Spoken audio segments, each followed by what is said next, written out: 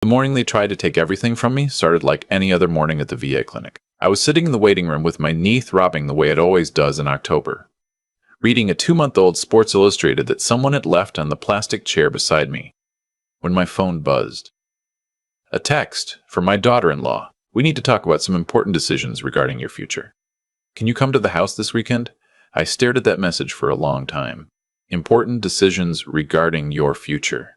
Like I was a business matter to be handled. Like 63 years of living had produced a man who needed other people to manage his future for him. I should have seen it coming. Looking back now, the signs were everywhere, laid out plain as highway markers. And I drove right past every single one. Let me back up. My name is Walter. No, wait. I go by Wes. Wesley Drummond. Retired electrician, 22 years with the same union local, served 2 years in the Army before that. My wife, Patricia. Patty passed 6 years ago from pancreatic cancer. 14 weeks from diagnosis to funeral. The kind of loss that doesn't leave a scar because a scar means the wound healed. This one just stayed open. After Patty died, my son, I'll call him by his name, Adrian, came around more. He and his wife, Claudette, lived about 40 minutes from my house in Tucson. They'd visit on Sunday sometimes. Bring my granddaughter, Zoe, who was 7 then and would spend the whole visit sitting on my lap, asking me to tell her stories about when her grandmother was young. Those were good Sundays. I thought we were a family. The trouble started small, the way it always does. Adrian mentioned they were having a hard month. Their mortgage had gone up. His truck needed work. Claudette's hours at the dental office had been cut back. Could I help out? Just until things stabilized? I said yes. Of course I said yes. He's my son. $500 that first time. Then $800. Then it became $1,200 a month. Regular as a utility bill for almost 2 years. I also co-signed the refinance on their house when their credit was too bruised to qualify a loan. Somewhere along the way, I bought Zoe a used Civic for her 16th birthday. She was 9 at the time of that first loan, so you can do the math on how long this arrangement went on. I paid for Adrian's certification course when he decided he wanted to get into HVAC. I lent Claudette $3,000 for a situation with her mother that I never fully understood. I didn't track it all carefully. I should have. But you don't keep spreadsheets on your family. You just help, because that's what you do. Then last February, I slipped on ice in my driveway. My own driveway, 3 feet from my front door, and went down hard. Shattered my right wrist. Cracked 2 ribs. Concussion bad enough that the ER kept me overnight. I'm 63, not ancient, but the body doesn't bounce back the way it did at 30. I was going to need real help for at least 6 weeks. Cooking, driving, basic things. I called Adrian from the hospital bed. He picked up on the 3rd ring. I told him what happened. There was a pause. Dad, we're kind of in the middle of something. Claudette's sister is visiting from Portland, and we've got that trip to Sedona planned for next week. Can you call someone from the Union Hall? Don't they have a support thing? I held the phone against my ear and looked at the ceiling tiles and thought, oh. That's what this is. The union has a retiree network, I said. Yeah, I'll figure it out. You sure? Because we could probably check in on you when we get back. I'm sure. I hung up. Then I called my neighbor, a widow named Ruth Ann, who brought me home from the hospital the next day and stocked my fridge and checked on me every morning for 5 weeks, without being asked once. The trip to Sedona. I'd paid for it. 2 months earlier, Adrian had asked if I could cover the rental cabin as a birthday gift to Claudette. I'd said yes. Of course I'd said yes. I didn't say anything about that on the phone. I just filed it away. When I got home from the hospital, still in a cast, ribs taped, moving like a man twice my age, I sat down at my kitchen table and did something I should have done years earlier. I pulled out every bank statement going back to when Patty died. I made a list. Every transfer to Adrian and Claudette, every cosign, every gift. The total came to $194,000. I sat with that number for a long time. Then I got up, made coffee one-handed, and started making phone calls. The first was to my attorney, a woman named Gloria Fitch, who'd handled Patty's estate. I told her I wanted to revise my will, everything to Zoe, held in trust until she was 25, administered by Gloria herself. Nothing direct to Adrian, nothing to Claudette. The second call was to my bank. I removed Adrian as the secondary on my checking account. I canceled the automatic transfer. The third call was to Ruth Ann, to thank her again, and because I needed to tell someone what I was feeling, and she was the only person I trusted. "You're not being cruel," she said. "You're being honest, finally." I didn't feel honest. Finally. I didn't feel honest. I felt like I was grieving something, though I couldn't have told you exactly what. 2 weeks after I stopped the monthly transfer, Adrian called. "Hey, the deposit didn't come through. I know, I canceled it." Silence. "Why?" "Because I was in the hospital and you went to Sedona." "Dad, we talked about that. You told me to call someone from the Union Hall." Another silence. Longer this time. When he spoke again, his voice had a different quality to it. Something pressed and managed. "We've been going through a really hard time. You know that. We depend on that money." "I know. That's part of the problem." "So you're just cutting us off? No conversation?" "We're having the conversation now." He hung up. Claudette called 4 minutes later. She was more controlled than Adrian, which somehow made it worse. She talked about Zoe, about stability, about how I was punishing the whole family for one misunderstanding.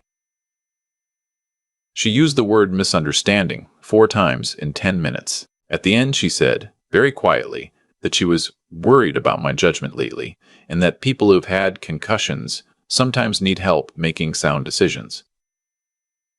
That last part landed differently than she intended. I recognized it for what it was, a door being propped open. I called Gloria Fitch the next morning. 6 weeks later, a certified letter arrived. Adrian and Claudette had filed a petition with the Pima County Probate Court to have me declared legally incapacitated. The supporting documentation included a letter from a doctor I had never seen. I want to be clear about that, a physician I had never once in my life visited, stating that I was showing signs of cognitive decline consistent with early-stage dementia, including impaired financial judgment and social withdrawal. I read that letter 3 times. My hand was steadier than I expected. Then I called Gloria and told her we needed to go to court. The hearing was set for a Thursday in April. I spent the weeks between getting my affairs in order, which meant making sure everything was already done, because I'd started the moment Claudette mentioned my judgment on the phone. The will revision was filed. The trust for Zoe was established. The bank accounts were changed. I also kept a log, every call, every voicemail, every text. There were 31 missed calls from Claudette in the 2 days after I retained Gloria for the hearing. 31. I saved all of them. I saved the voicemails where her voice got progressively less controlled, where the careful, "we're concerned for you" language slipped into something rawer and angrier. Zoe called once, in the middle of all of it. She was 15 by then. Her voice was small and worried. "Grandpa, Mom says you're sick. Are you sick?" "No, sweetheart, I'm not sick. She says you've been making bad choices. What do you think?" A pause. "I think you're the same as you always were." "Then trust that." "Okay." Another pause. "Grandpa, I'm sorry about your wrist." "I know you are, Zoe." She was the only one who said that. The courtroom wasn't dramatic, at least not the way I'd imagined. Fluorescent lights. Wood paneling that needed refinishing. A judge named Odom, who looked like he'd seen every variety of family ugliness and was well past being surprised by any of it. Adrian and Claudette sat at the table across from me. Claudette was dressed like she was going to church. Adrian wouldn't meet my eyes. Their attorney was a younger man who kept touching his tie. Gloria went first. She laid out my financial history methodically. The records, the account changes, the will, the trust. She called it what it was, a man taking deliberate, organized steps to protect his assets after his adult son failed to assist him following a serious injury. Then, the attorney for Adrian and Claudette stood up with his fraudulent doctor's letter. Judge Odom read it, set it down, looked at the name on the letterhead. Counsel. This physician. He has never treated your client's father. He conducted a review of what materials? The attorney touched his tie again. Records provided by the family. Records provided by the petitioners, to a physician of the petitioner's choosing, who never examined the subject of this petition. Silence. Mr. Drummond. The judge looked at me directly. How are you feeling today? I said. Clear-headed, Your Honor. Disappointed, but clear-headed. He almost smiled. Almost. I'm going to ask you something directly. In the past 3 years, approximately how much financial support did you provide to the petitioners? I didn't need to check my notes. $194,000. That includes direct transfers, a co-signature on their mortgage refinance, a vehicle purchase, and professional certification costs for my son. The judge looked at Adrian. And when your father was hospitalized following a serious fall, you were unavailable to assist him. Adrian's attorney started to stand. The judge waved him down. I'm asking your client. Adrian's jaw tightened. We had prior commitments. A vacation. It was already paid for, the judge said. By your father. The silence that followed had weight to it. Judge Odom denied the petition. I want to say it felt like a victory. And in some ways it did. But mostly, it just felt like something terrible had happened and then been stopped, which is not the same thing as something good. He went further than I expected. He ordered a review of the fraudulent medical letter and referred it to the state medical board. He awarded me attorney's fees, $11,000, payable within 60 days. Claudette stood up when the gavel came down. She was talking before her attorney could stop her. Voice stretched thin and high. Adrian grabbed her arm. She shook him off. I couldn't make out the words, but I could read the shape of them well enough. They walked out fast. Claudette ahead, Adrian trailing, their attorney moving at a deliberately separate pace, as if to signal that he was only professionally associated with them, not personally responsible. Gloria walked with me to her car in the parking lot. The April sun was already hot, the way Tucson sun gets, like it has a point to make. The medical board referral is significant, she said. That doctor could lose his license. I'm not interested in that, I said. I just wanted it on record. She nodded. She understood. On the drive home, my phone buzzed. Claudette. I declined. It buzzed again. Declined. And again, and again. Through the whole 30-minute drive, a steady rhythm like a second heartbeat. By the time Ruth Ann pulled into my driveway, she'd come with me, sat in the back of the courtroom, said nothing. I had 22 missed calls. 22, I said, looking at the screen. From her? All from her. Ruth Ann was quiet for a moment. Then she said, You know what I notice? Not one from him. I hadn't thought about that. I thought about it now. The weeks after the hearing were strange. The phone calls tapered off. I'd half expected them to keep coming, to escalate, but instead there was just quiet. Ordinary days. My wrist finished healing. I started going back to the gym. Slowly. Ruth Ann and I began taking walks in the evenings just around the neighborhood, just to move. Through Zoe, who called me every Sunday now, regular as a church bell, I heard pieces of what was happening on the other side. Adrian and Claudette were fighting, badly, constantly, the way couples fight when the thing they'd been using to paper over their problems suddenly runs out. Claudette had quit her job at the dental office after some confrontation with her manager. Adrian had asked his boss for a raise and been told no. They'd fallen behind on the mortgage that I'd co-signed, but Gloria had already begun the process of removing my name from it. Zoe called one Sunday and said very quietly, Grandpa, I think Mom and Dad are going to split up. Are you okay? I don't know. Kind of. It's actually calmer at school than at home right now, which is weird. It's not weird, it's honest. Grandpa? She hesitated. Did you give them a lot of money? Yes. Was it because you love Dad?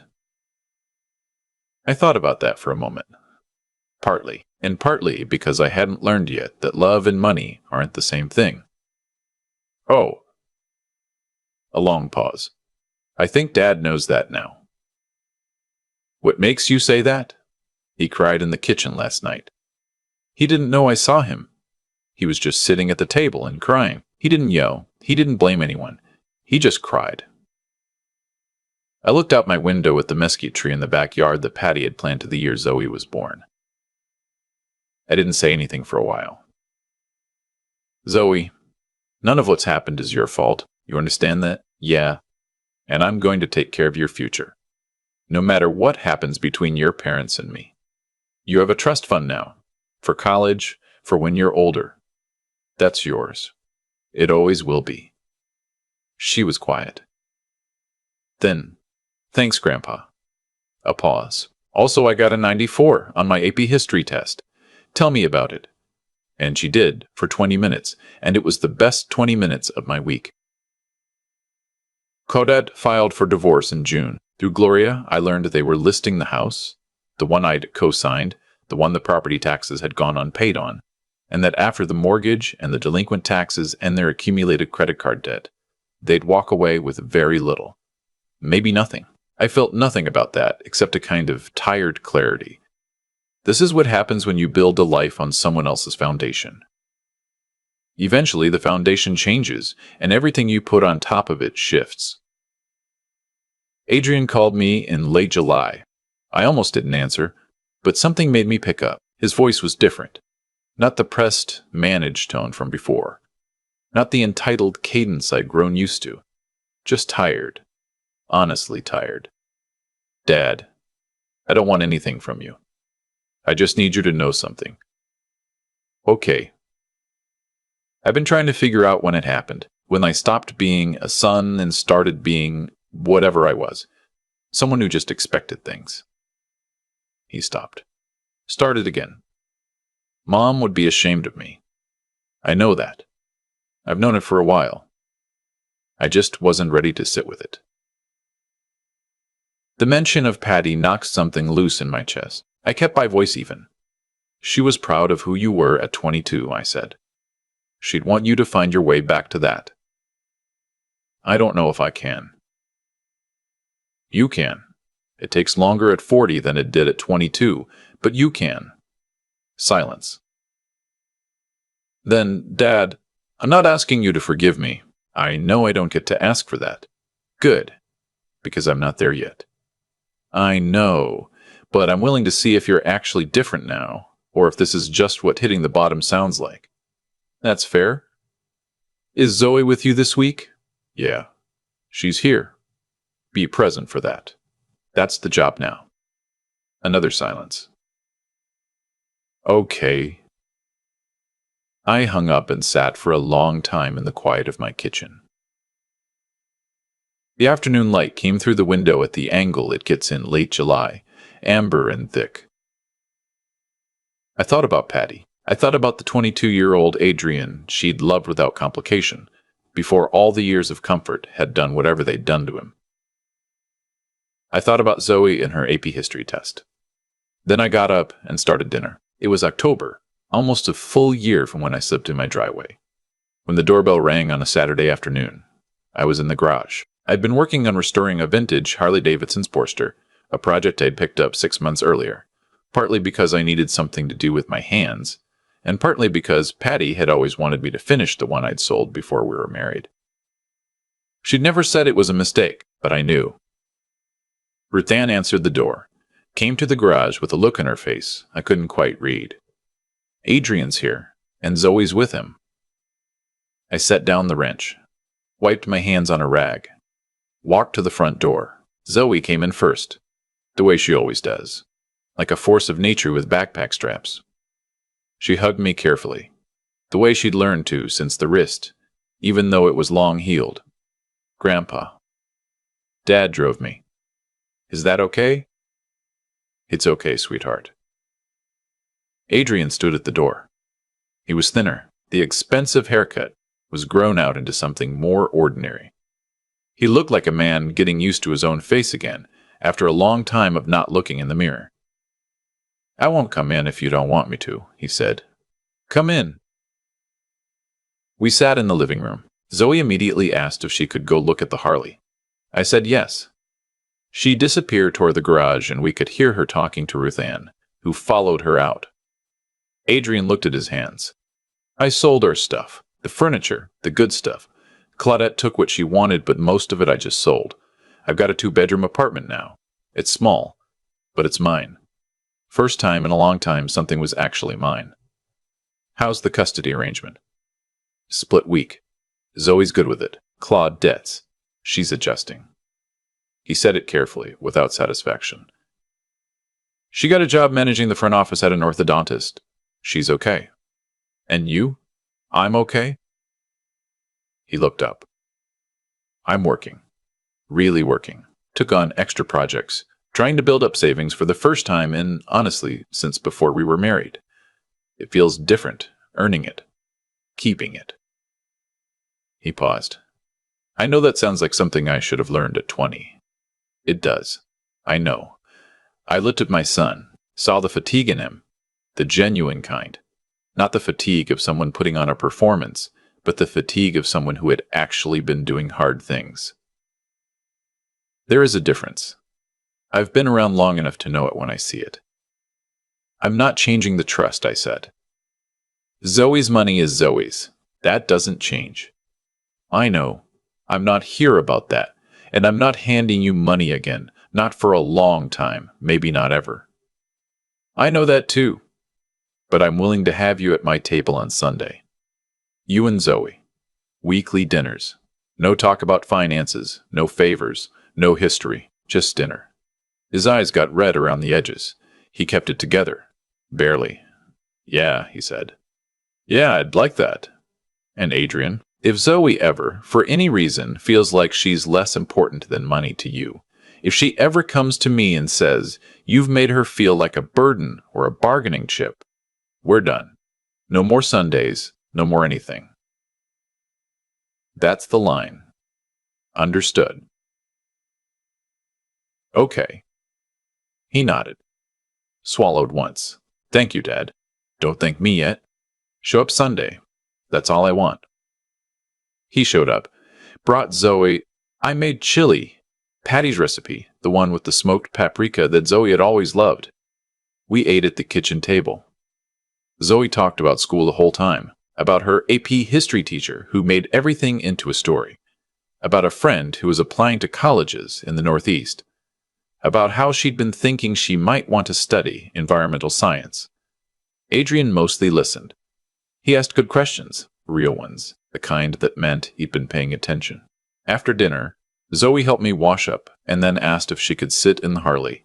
Just sit, not start it. I said yes.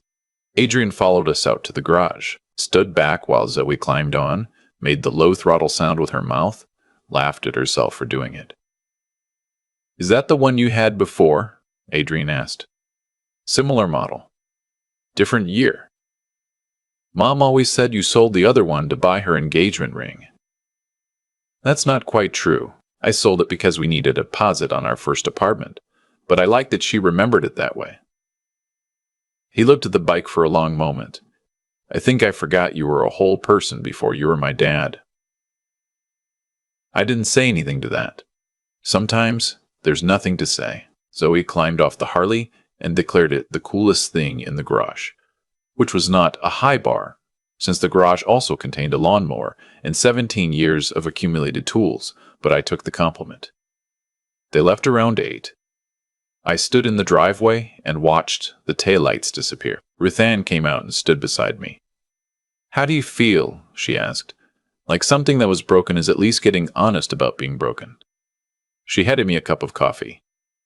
We stood there in the warm October night, the desert air still holding some of the day's heat. You know, she said, I didn't tell you this before because I didn't think you needed to hear it. But that night, you came home from the hospital, the first night, with your wrist. You sat at that kitchen table and you didn't cry. You didn't complain. You just made a list. I remember. I thought, that's a man who knows the difference between what he can control and what he can't. I thought about that. About the $194,000. About the fraudulent doctor's letter. About 31 voicemails and 22 missed calls and a vacation in Sedona paid for by the man lying in the hospital bed. I controlled what I could, I said, and I stopped trying to control the rest. That's most of it, she said. That's most of wisdom, right there. The coffee was good. The night was warm. Somewhere down the street, someone was playing music, old stuff, the kind you don't hear much anymore, coming from a window left open. I'd spent a year rebuilding. Not just the legal stuff, not just the finances. Myself, the version of me that had learned to write blank checks to anyone who shared my last name and call it love. Because it was easier than saying the hard thing. Easier than watching someone I'd raised feel the weight of their own choices. I'd been enabling for so long, I'd mistaken it for generosity. The Harley was almost done. Another few weeks, maybe a month. I wasn't sure what I'd do with it when it was finished. Maybe just write it. Maybe just leave it in the garage and know it was there, whole. Because I'd built it back up from nothing. Some things are worth finishing just to prove you can. And if you found something in this story that felt true to you, I hope you'll share it. Leave a comment below. I read every one. And click over to the next story when you're ready. I'll be here. I've had a lot of time to think about cause and effect since all of this happened. Not in any grand philosophical way. Just in the plain, practical way that an electrician thinks about a circuit. If the wiring is wrong, eventually something catches fire. Doesn't matter how long it held together before. The problem was always there. What I did wrong wasn't loving my son. That part was right. What I did wrong was confusing financial support with love and letting that confusion run for years without examining it. Every month, I transferred money to Adrian and Claudette. I told myself it was because I cared about them. And I did care. But caring and enabling look almost identical from the inside, and you don't always know which one you're doing until something forces you to look. The fall forced me to look. When Adrian told me to call someone from the union hall, he didn't mean to reveal anything. He probably thought he was being practical. But what he revealed was the truth of what I'd built. A relationship where my role was provider, and his role was recipient. And there was no reciprocity underneath it. No bedrock. Just the monthly transfer keeping the whole thing feeling like family. Once I saw it clearly, I couldn't unsee it. The hardest part wasn't the court hearing. It wasn't the fraudulent doctor's letter, as infuriating as that was. It wasn't even the 22 missed calls from Claudette. The hardest part was the moment at my kitchen table with the bank statements spread out, adding up $194,000, and knowing that I had participated in creating the problem I was now trying to solve. You can't fully blame someone for becoming what you rewarded them for being. But here's what I also know. Recognizing your own role in something doesn't mean you're obligated to keep playing that role. That's the part nobody tells you. You're allowed to stop. You're allowed to say, I made a mistake in how I handled this, and I'm correcting it now. Even if correcting it is painful. Even if the people who benefited from the mistake are angry about the correction. Adrian, at the end, found his way to something true. It cost him his marriage, his house, his comfort, and most of his pride. I'm not glad it cost him all that. But I noticed that he only became the son I recognized, the one Patty would have been proud of, after all of it was gone. Not because loss builds character automatically. It doesn't. Plenty of people lose everything and learn nothing. But Adrian chose to look at what was left and ask himself what kind of man he wanted to be going forward. That choice was his. Nobody gave it to him. Zoe will be fine. That I'm certain of. She is something her parents spent years without, a clear sense of what she values and why. At 15, she was already asking better questions than most adults I know. I finished the Harley in November. Took it out on a cold Sunday morning, just me and the empty road and the desert going past. Patty would have laughed and told me I was too old for it. She would have been wrong, but I would have loved her for saying it. Some things you build back up from nothing because you need them to work. Some things you build back up just to prove to yourself that you still can. I'm still here, wrists healed, ribs long since fine, self-respect intact. And the circuit, finally, is wired correctly.